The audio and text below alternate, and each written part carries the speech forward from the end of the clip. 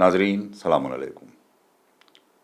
माह मुबारक में मुनक़िद होने वाली ख़ुसूसी सीरीज़ शहरुल्लाह के उन्वान से एक बार फिर हम आपकी खिदमत में हाजिर हैं। आज हमारे साथ मौजूद हैं हुज्जतुल इस्लाम वल मुस्लिमीन मौलाना मुस्तफ़ा अली ख़ान अदीबुल हिंदी। नाजरीन अहम तारीख़ों का दौर शुरू हो गया है। यूँ तो पूरा माह मुबारक हमारे लिए एक मिशाल राह है। अपनी पूरी ज़िंदगी को सजाने और संवारने के लिए खुदावंद आलम ने ये एक पूरा महीना हमको अता किया है।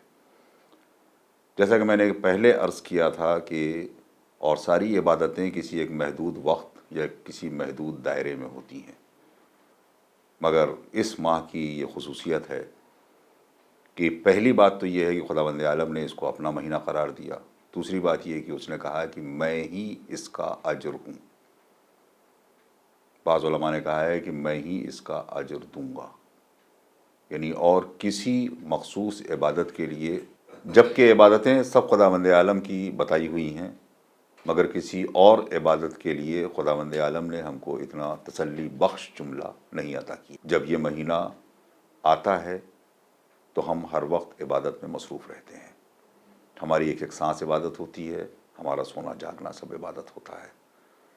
तो ज़ाहिर है कि जब हमारे ये अमल जो हमारी ज़ात से मुंसलिक हैं ये इबादत हैं, तो जो रिश्ते हैं, जिन रिश्तों से हम मुंसलिक हैं, उन रिश्तों की भी अज़मत का महीना यही है।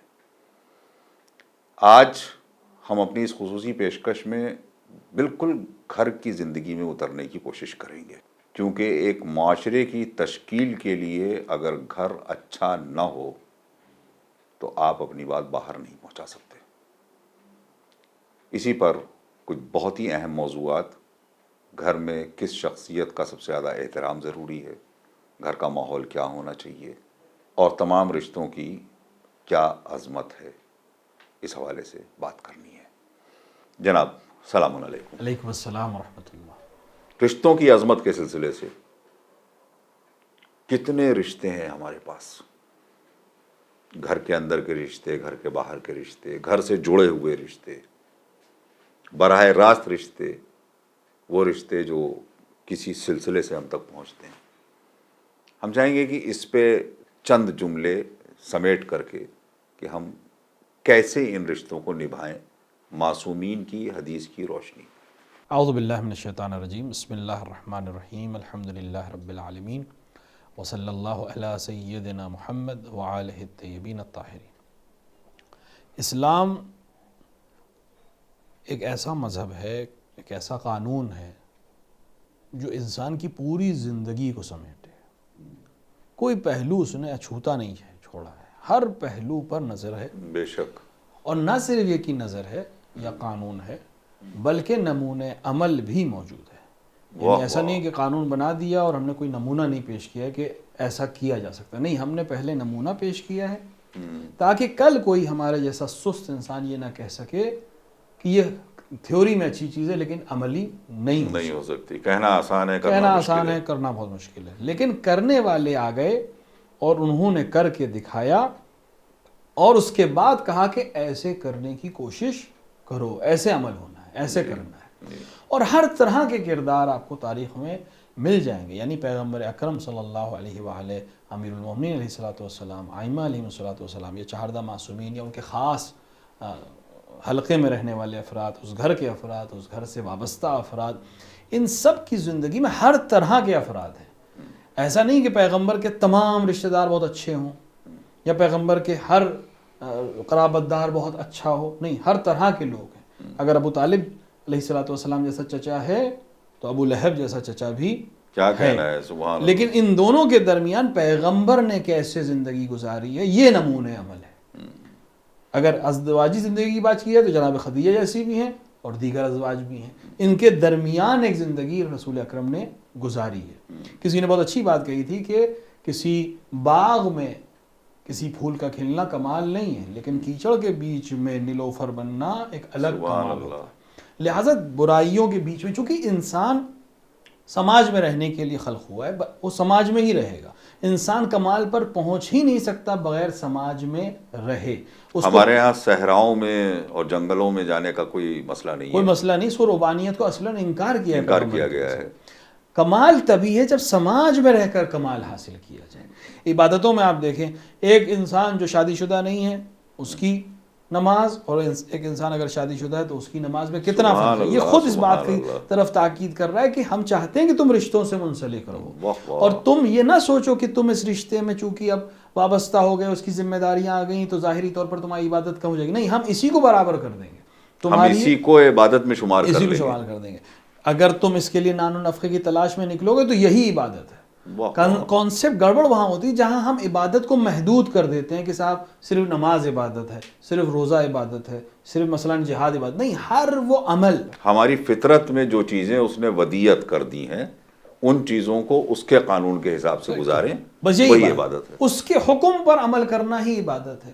ہماری مرضی جہاں آئی, ہماری پسند جہاں آئی, وہ دھیرے دھیرے ہم عبادت سے دور ہونا شروع ہو جائیں گے. ہمیں اس کی مرضی پہ عمل کرنا ہے. جیسے نماز میں ہی ہے, نماز کا مثال میں آپ کو دوں.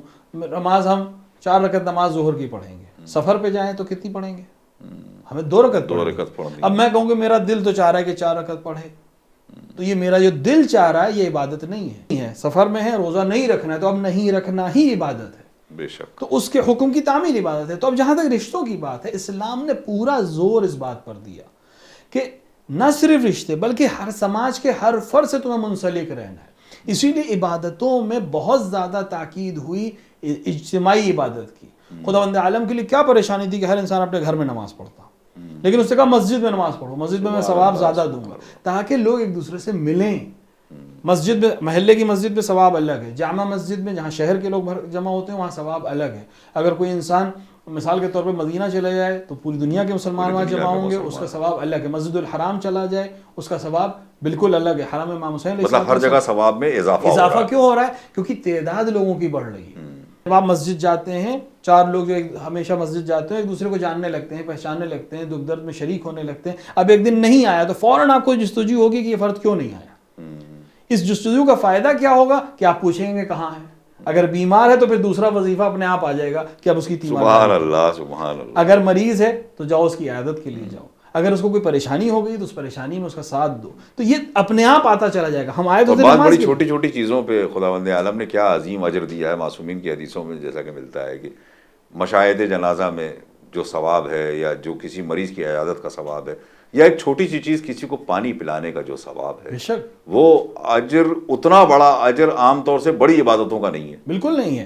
اس کی وجہ یہی ہے کہ خداوند عالم سماج کے اندر تمہارے گھلنے ملنے کو پسند کرتا ہے, مخلوق سے تمہارے رابطے کو پسند کرتا ہے. کیونکہ ہر فنکار کو, ہر خالق کو اپنی مخلوق سے محبت ہوتی ہے. جب ہم مخلوق سے محبت کریں گے تو اپنے آپ اس کے خالق سے بھی محبت سامنے آ جائے گی, اور وہ خالق کہے گا کہ چونکہ اس کو میری مخلوق سے محبت ہے اور یہ بھی میری مخلوق ہے, لہٰذا اس کو میری زیادہ توجہ کی ضرورت ہے اور میں زیادہ اس کو عطا کروں گا. ہم آج جس معاشرے میں زندگی گزار رہے ہیں اس میں بہت سے مسائل صرف اسی لیے ہمارے دامنگیر ہو رہے ہیں کہ ہم نے صلہ رحم ترک کر دیا ہے, جس کو قطع رحم کہا ہے. سبحان اللہ. ہم بہت سے مسائل اپنے لیے حل کر سکتے ہیں صرف صلہ رحم کے ذریعے. اپنی عمر کو بڑھانا کوئی چاہتا ہے, صلہ رحم کرے. اپنی رزق کو بڑھانا چاہتا ہے, صلہ رحم کرے. اپنے آپ کو بہت سے دنیاوی مسائل اور مشکلوں سے نجات دلانا چاہتا ہے, صلہ رحم کرے. امام سجاد کی بہت خوبصورت حدیث بھی اس سلسلے میں ہے. آپ تو خالی دائرے اسلام میں ہم اور آپ بات کرتے ہیں, معصوم تو اس سے الگ ہٹ کے بات کرتے ہیں. آپ فرماتے ہیں کہ اگر کوئی مشرک تمہیں خوشحال نظر آ رہا ہے تو سمجھ لو کہیں نہ کہیں صلہ رحم اس کے اندر موجود ہے, اعلیٰ درجے پہ پایا جاتا ہے. اور اگر مومنین میں تمام احکامات پہ عمل کرنے کے بعد بھی آدمی پریشان ہے تو سمجھ لو کہ اس کے یہاں صلہ رحم کی کمی ہے. بے شک. اور اتنی تاکید کے بعد اگر ہم اس پر عمل نہیں کریں, خصوصاً ماہ مبارک رمضان میں جہاں ایک ایک عمل ملٹیپلیکیشن بالکل آپ کا فیل ہو جائے گا, دنیاوی ملٹیپلیکیشن. بالکل بالکل.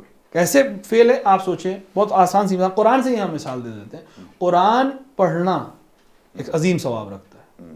خداوند عام دنوں میں جب آپ قرآن پڑھتے ہیں ایک ثواب ہے, بالآخر آپ قرآن کی تلاوت کر رہے ہیں. لیکن اگر ماہ مبارک رمضان میں تلاوت کریں, ایک آیت ماہ مبارک رمضان میں تلاوت کا ثواب برابر ہے پورے ختم قرآن. قرآن میں 6000 سے زیادہ آیتیں ہیں, یعنی اگر قرآن مجید ہم نے ماہ مبارک رمضان میں ایک قرآن ختم کیا تو برابر ہے 11 مہینے میں 6000 سے زیادہ قرآن ختم کرنے کے برابر. کون انسان 6000 قرآن پڑھ سکتا ہے؟ اور خداوند عالم ایک ماہ مبارک میں, تو یہ ملٹیپلیکیشن 6000 گنا ہے, ہم نہیں کر پائیں گے اس کو ملٹیپلائی. تو یہ صرف قرآن تک محدود نہیں ہے, ہر عمل اسی طرح ہے. اگر افطار کراؤ کسی مومن کو جو روزے دار ہو تو گویا تم نے ایک غلام آزاد کیا ہے, سبحان اللہ, گویا تمہارے سارے گناہ بخش دیے گئے. ایک کھجور, ایک جرعہ آب, ایک شیر, لیوان شیر, ایک گلاس دودھ جس کے اندر تھوڑا پانی ملا, رسول کی حدیث یہ کہہ رہی تھوڑا پانی, یعنی صاف, یعنی بالکل پیور ملک بھی نہ ہو, پیور دودھ نہ ہو, تھوڑا سا اس کے اندر ملاوٹ ہو پانی کی, یعنی بہت اچھا نہیں ہو کوالٹی میں, تب بھی یہی ثواب تمہیں دیا جائے گا افطار کرانے کا.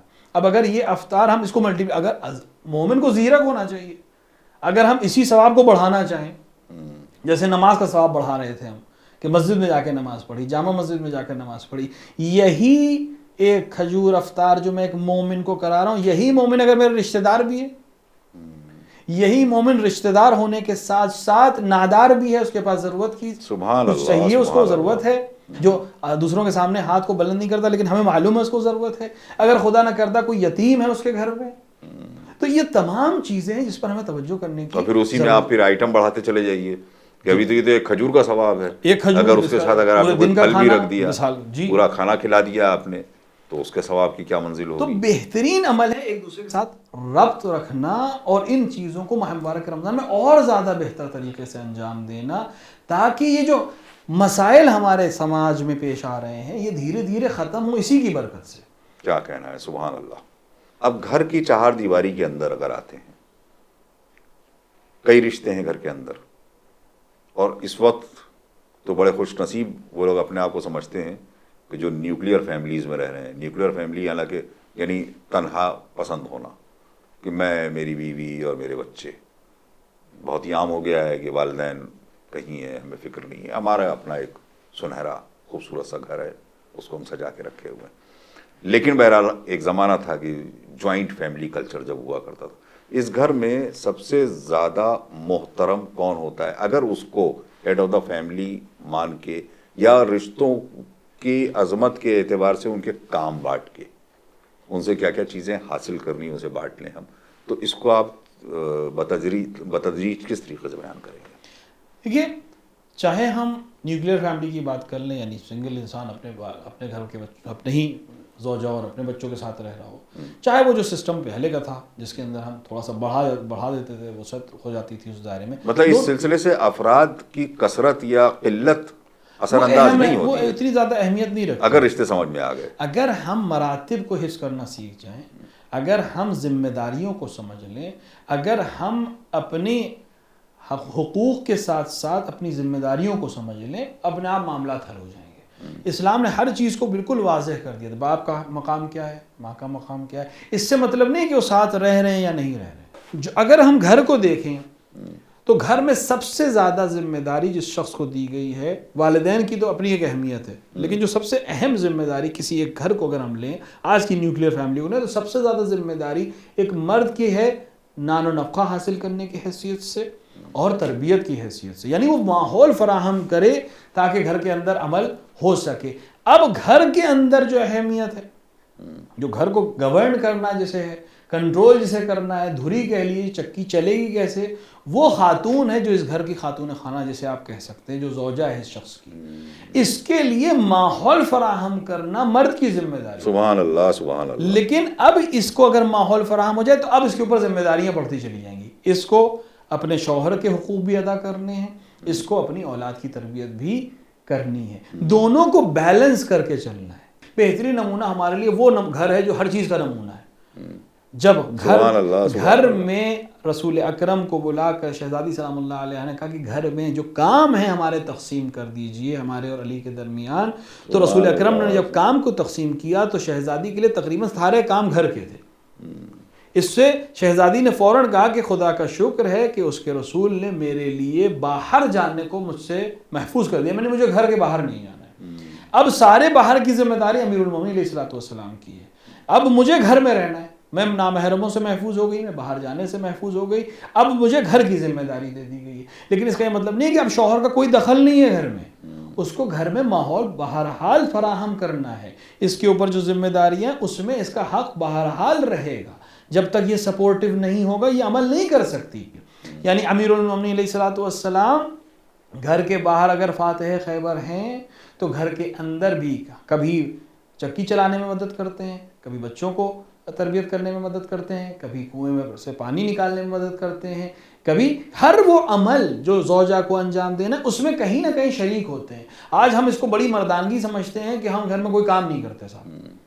تو علی سے بڑا مرد کون ہے؟ وہ تو سند یافتہ مرد ہے. سبحان اللہ سبحان اللہ. اگر وہ گھر میں کام کر سکتا ہے تو ہم کیوں نہیں کر سکتے؟ یہ ممکن ہی نہیں ہے کہ گھر چل سکے کسی ایک فرد کے عمل سے, کیونکہ سب ایک دوسرے سے وابستہ ہیں. سب کو اپنے اپنے پارٹ کو صحیح سے پلے کرنا ہے, تب جا کر وہ پورا ایک مجموعہ صحیح عمل انجام دے گا. کار کی مثال بہت سے علماء دیتے ہیں, بہت سے لوگ دیتے ہیں کہ کار صرف 4 ٹائر پہ نہیں چلتی ہے. کار میں ہر پرزہ اپنے آپ میں امپورٹنٹ ہے. حتیٰ وہ پرزہ جس کا نام بھی ہمیں نہ معلوم, بہت چھوٹا سا ایک بولٹ ہو جو انجن اور مثال کے طور پہ کاربوریٹر کے بیچ میں لگا, کاربوریٹر کے بیچ میں لگا ہوا ہے, ہم اس کا نام بھی نہیں جانتے.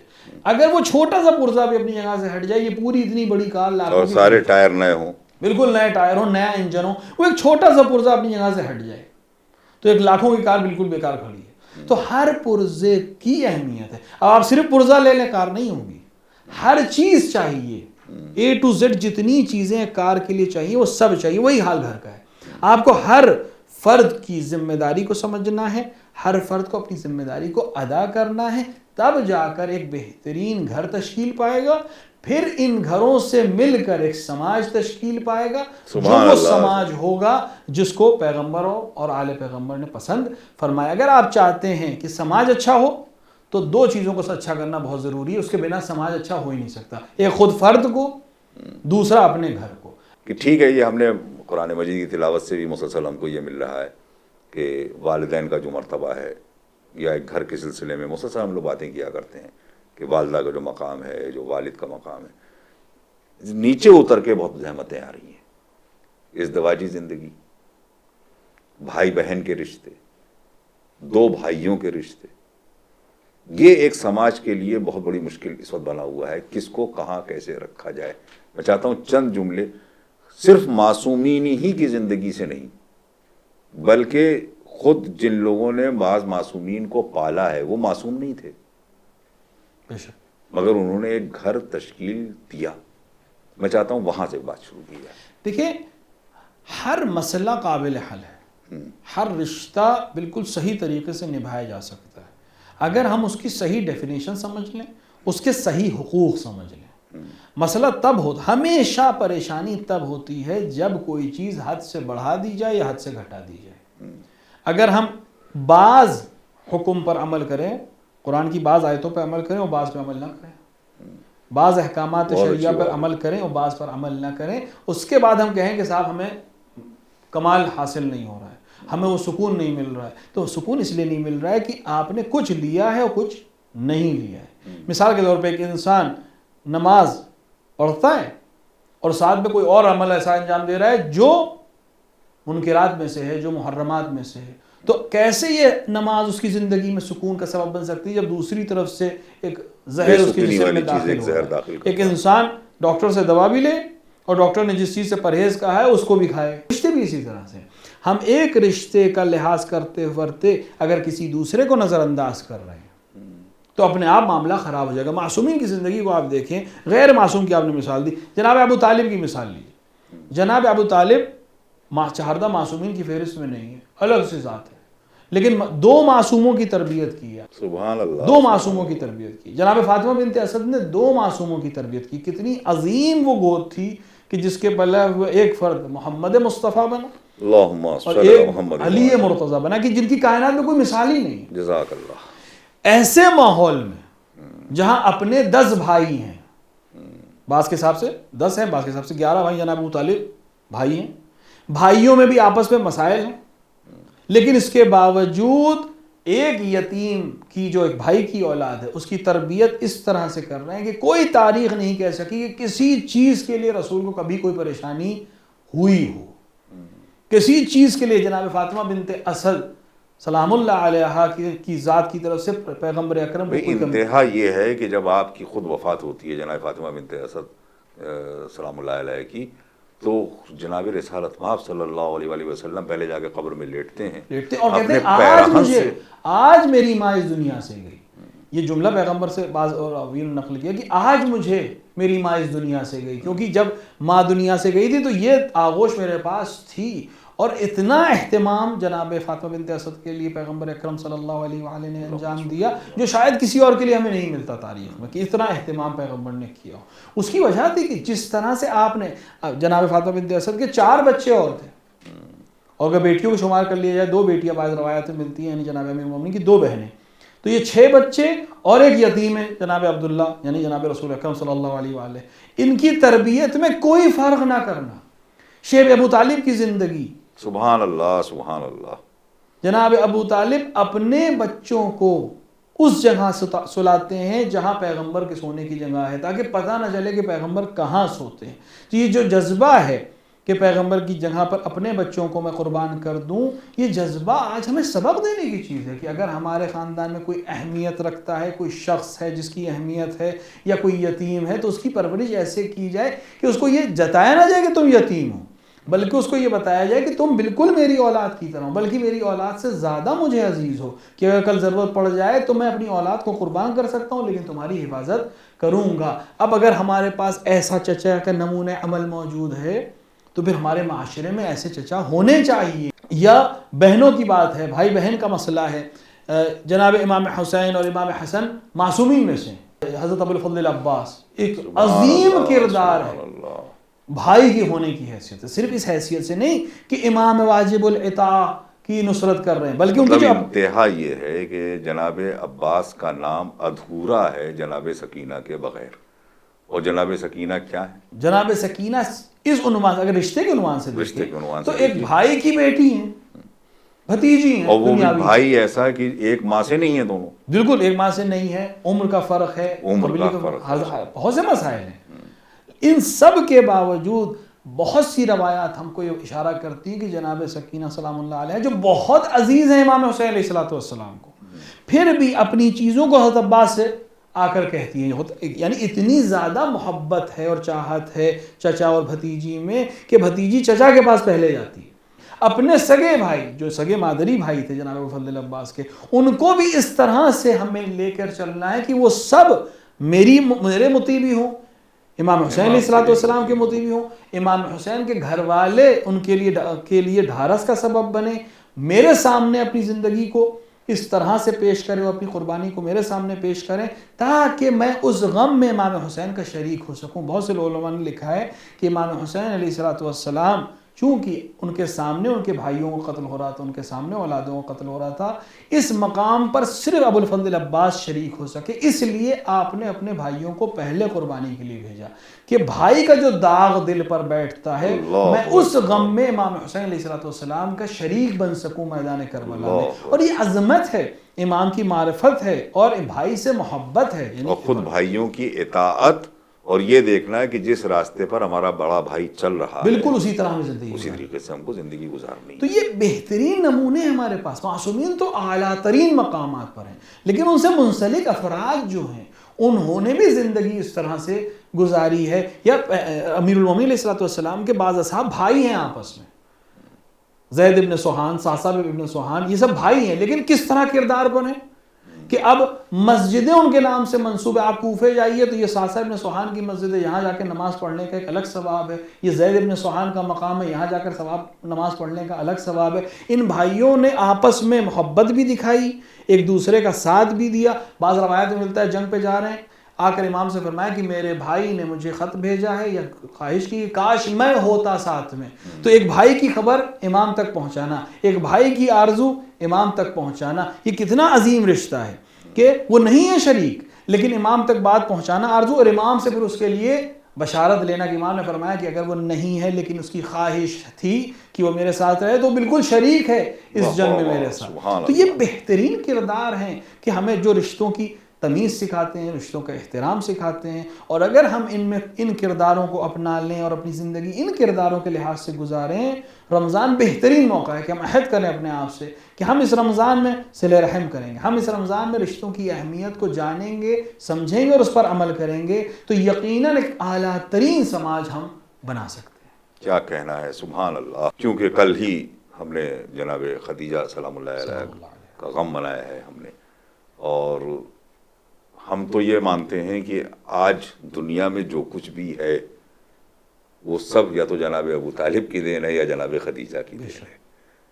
اور جب ان کے مرہون منت جیسا کہ ابھی ذکر ہوا کہ جناب رسالت مآب صلی اللہ علیہ وآلہ وسلم ہے، تو پھر ہماری کیا بساط ہے. یہ ایک بہترین زوجہ اور ایک بہترین ماں. اور اس میں ایک اور بہت باریک سا ہے جس سے آج تمام مسلمان کنفیوزڈ ہیں، یعنی ان کی خود سمجھ میں نہیں آتا. وہ 2 بچیاں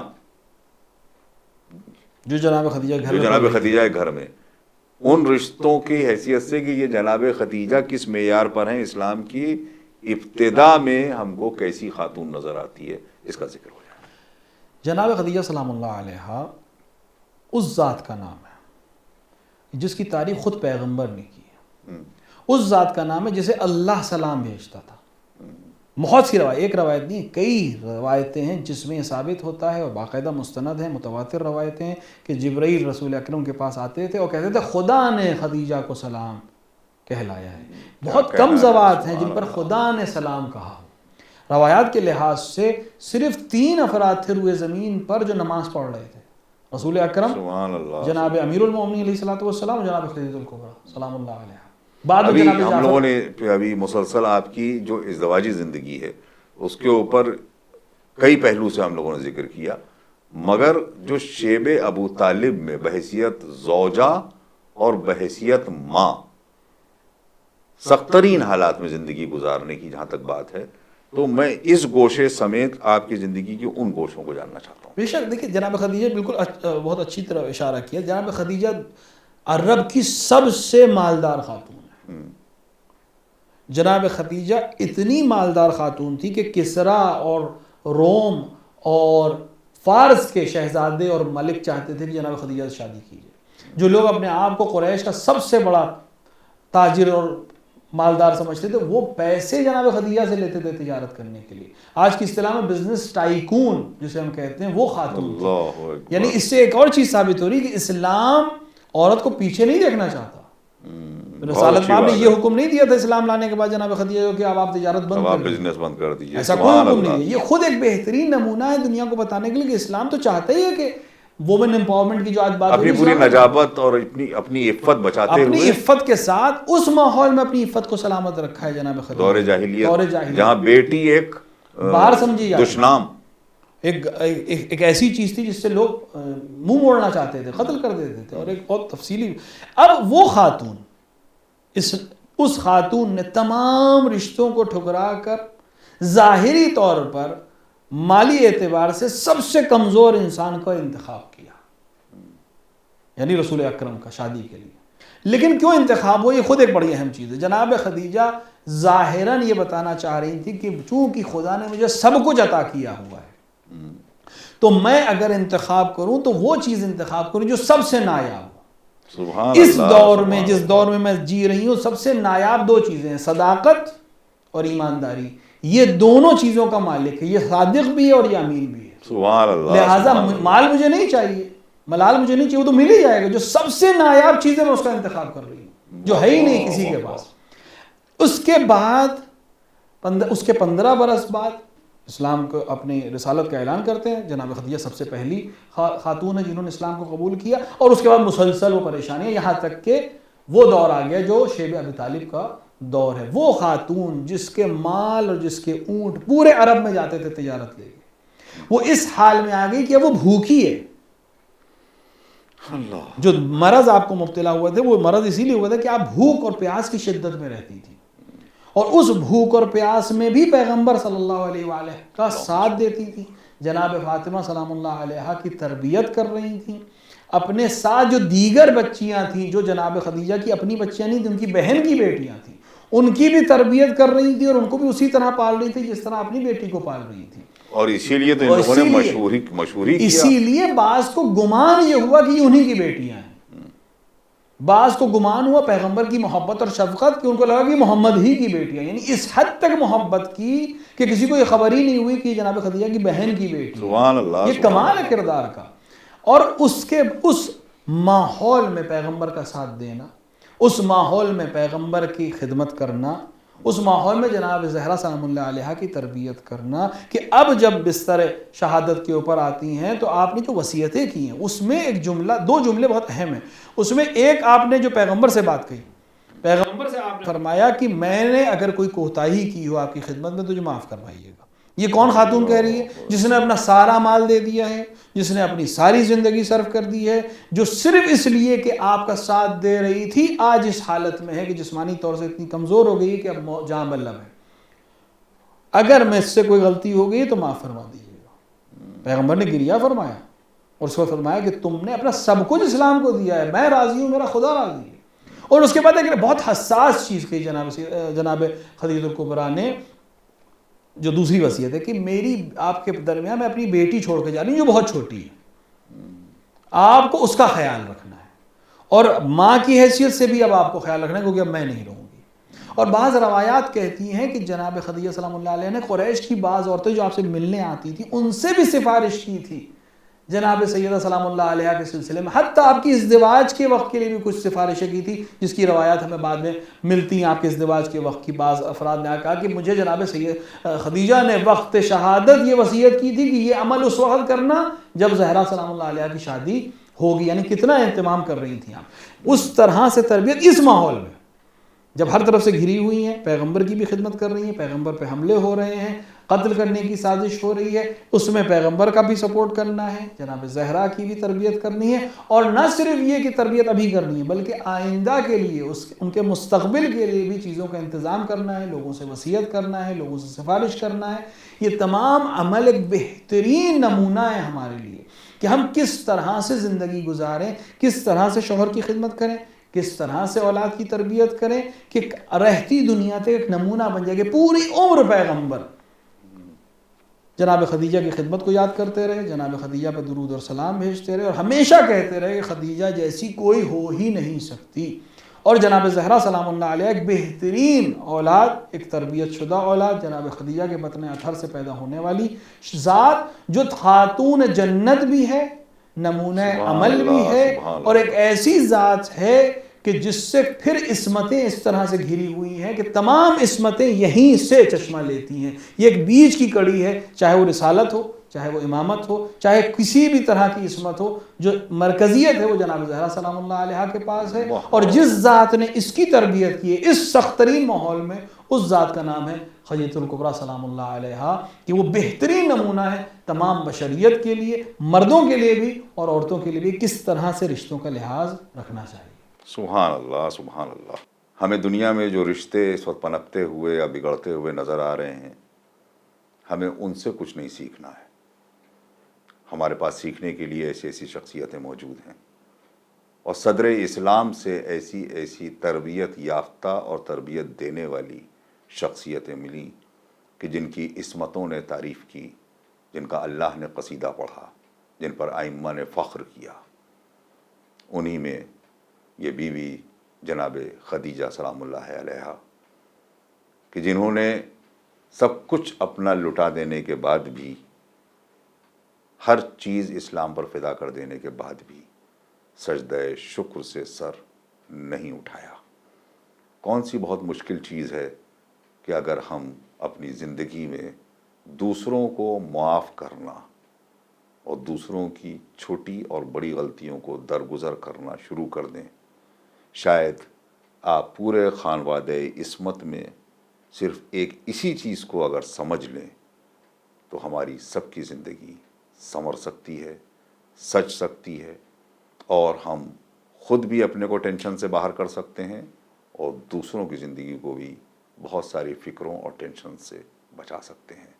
خدا حافظ و ناصر. والسلام علیکم ورحمۃ اللہ وبرکاتہ.